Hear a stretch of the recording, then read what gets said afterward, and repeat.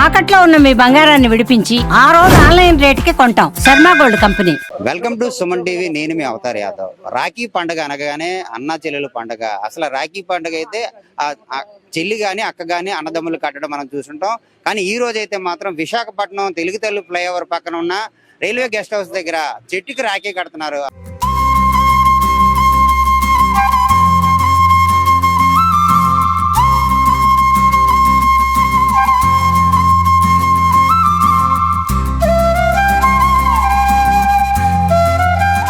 అసలు చెట్టుకి రాఖీ కట్టడానికి కారణాలు ఏంటి?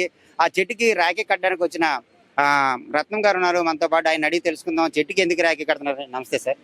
నమస్కారం. ఇప్పుడు ప్రతి ఒక్కరు రాఖీ అనగానే అన్న చెల్లెల పండుగ, అది అన్నదమ్ముడికి రాఖీలు కట్టడం అనవైంది. కానీ చెట్టుకి గల కట్టడానికి కారణం ఏంటి సార్? చెట్టుకి రాఖీ కట్టడం అన్నది మనం మొదలు పెట్టింది కాదు. పవిత్ర దారాలతో మహావృక్షాలను కాపాడాలనే ప్రయత్నం చాలా కాలంగా సాగుతుంది. అందులో అంటే 3000 సంవత్సరం నుంచి సాగుతుంది. అయితే మనం ఏంటంటే ఈ మర్రి చెట్టుని 25 ఏళ్ళుగా ప్రొటెక్ట్ చేస్తున్నాము. ఈ మర్రి చెట్టు ఏంటి అంటే మనకి Bhubaneswar to Nagpur train track వేసినప్పుడు 3000 మంది ఇక్కడ ఏదైతే ఈ చెట్లు నాటారో అప్పుడు శ్రామికులందరికీ నీడ కోసం ఈ చెట్టు నాటడం జరిగింది. అలాంటి చెట్టును భవిష్యత్తు తరాలకు అందిద్దాం అనే ప్రయత్నంలో భాగంగా మనం చేస్తున్నాం. ఫ్లైఓవర్ నిర్మించేటప్పుడు ఈ చెట్టును కొట్టే ప్రయత్నం చేశారు, కానీ ఆ రోజు మనం కాపాడాం. ఆ తర్వాత కూడా దీన్ని కాపాడే ప్రయత్నంలో భాగంగానే ప్రతి ఏటా దీనికి రాఖీ కట్టి ఈ చెట్టును మనం కాపాడుకోవాలని మన నగరవాసులకే కాదు ప్రపంచం అందరికీ కూడా తెలియజేసేందుకు భాగంగా ఇక్కడ మనం ఈ రాఖీ కట్టడం ఉంది. ప్రతిసారి ఏదో ఒక అధికారి చేత తీసుకొచ్చి విద్యార్థులను తీసుకొచ్చి చేయిస్తాం. ప్రధానంగా విద్యార్థులను తీసుకురావడానికి కారణం ఏంటంటే అది భవిష్యత్తు తరం కాబట్టి ఆ తరాన్ని మనం తయారు చేస్తే వాళ్ళ తర్వాత తరాలకు కూడా ప్రకృతిని ఆరోగ్యవంతంగా అందిస్తారనే ఆశతో ఇది చేస్తున్నాం. ఈ చెట్టుకి కట్టడానికి కారణం అయితే చరిత్ర కలిగిన చెట్టు అనే కడుతున్నారా? ప్రతి ఒక్క మొక్కకి ఇలాగే పూజిస్తారా?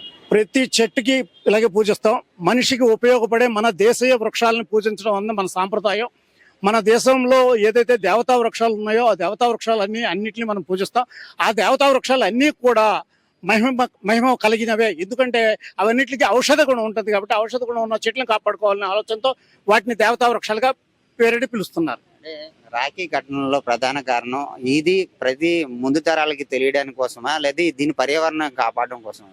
పర్యావరణాన్ని పరిరక్షించడం కోసం, ప్రకృతి వనరులను కాపాడటం కోసం, సమస్త జీవరాశిని కాపాడటం కోసమని తొలి ప్రయత్నంగా బిష్ణోయి తెగ వాళ్ళు 29 అంశాలతో పర్యావరణ పరిరక్షణ కృషి చేశారు. దానిని మనం కొనసాగిస్తూ మనం ప్రతి ఒక్కరు కూడా పర్యావరణాన్ని హితంగా జీవించాలనే ఆలోచనతో ఈ కార్యక్రమాలు నిర్వహిస్తున్నాం. ఈ చెట్టు చరిత్ర అయితే మాత్రం ఎన్నేళ్ళ చరిత్ర సార్? ఈ చెట్టు 1887లో నాటారు. 1887 నుంచి ఈ రోజు దాకా ఈ చెట్టు మనకి కావాల్సినంత ఆక్సిజన్ ఇస్తుంది, బోడంత కార్బన్ డైఆక్సైడ్ పీల్చుకుంటుంది, తనలో ఇమిడ్చుకుంటుంది. పర్యావరణ పరిరక్షణకి ఇది చాలా ఉపకరిస్తుంది. ప్రధానంగా చెట్లకి రాఖీ కట్టడానికి కారణం ఒకటి చెప్పండి. ప్రధానంగా రాఖీ అంతకన్నా ముందు పవిత్ర దారాలు అనే పేరుతో పట్టు దారాన్ని తెచ్చి ఈ పెద్ద పెద్ద చెట్లు కట్టడం ఉంది. ప్రతి గ్రామంలో అమ్మతల్లి చెట్టుకి కట్టడం, పూజలు చేయడం అనేది ఎప్పుడు జరిగే కార్యక్రమం. ఇది అనాదిగా ఉన్న కార్యక్రమం. అయితే మనము దీనిని ప్రస్తుతం ఎక్కువగా ఎందుకు చేస్తున్నామంటే గడిచిన 50 ఏళ్లలో నాగరికత అనే పేరుతో మనం మర్చిపోతున్నాం. మన గ్రామాల్లో ఏదైతే దైవ ప్రదేశం అని చెప్పి పూజింపబడే మన ఈ చెట్లు ఉన్నాయో ఆ చెట్లన్నింటినీ వదిలేస్తున్నాం. కానీ ఇప్పుడు మనం వాటిలన్నింటినీ కాపాడాలి, ఆ సాక్రెడ్ గ్రోవ్స్ ని పరిరక్షించాలి, ఆ దైవ ప్రదేశాన్ని కాపాడాలి. ఆ దైవ ప్రదేశానికి ఒక చరిత్ర ఉంది, ఆ చరిత్రను కాపాడాలనే భాగంగా మనం చేస్తున్నాం.